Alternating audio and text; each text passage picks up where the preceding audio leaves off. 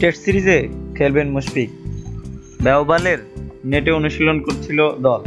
এক প্রান্তে কোচ হাতুরা সিংয়ের সঙ্গে চলছিল মুশফিকুর রহিমের কথোপকথন। কোচের হাতে একটা ফাইল, কাগজপত্র। টি-20 সিরিজ শেষ না হলেও টেস্ট দল মোটামুটি ঠিক হয়ে গেছে। টেস্ট অধিনায়কের সঙ্গে হয়তো সেসব বিষয় নিয়েই কথা চলছিল কোচের। বৃহস্পতিবার সকালে ছবিটায় ফুটিয়ে তুলছে মুশফিকের চোটের অবস্থা। হ্যামস্ট্রিং চোট কাটিয়ে টেস্ট দলে অধিনায়কের থেকে যাওয়া প্রায় নিশ্চিত। টিম ম্যানেজমেন্টের একটি সূত্র bdnews24.com-কে জানিয়েছে প্রায় 80% ফিট মুশফিক। দিন তিনেক হলো নেটে ব্যাটিং করছেন, টেস্টের জন্য প্রস্তুতি নিচ্ছেন লাল বলে। নতুন করে কিছু না হলে টেস্ট সিরিজে তাকে পাওয়া নিয়ে সংশয় নেই খুব একটা।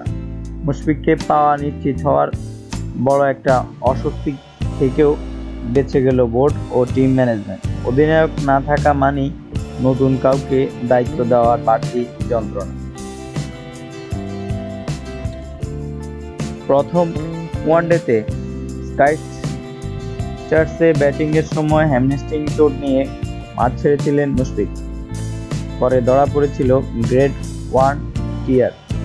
বলা হয়েছিল ফিরতে সময় লাগতে পারে 2 সপ্তাহ। অনুমিত সময়েই ফিরছেন বাংলাদেশের টেস্ট অধিনায়ক ও মিডল অর্ডারের ভরসা।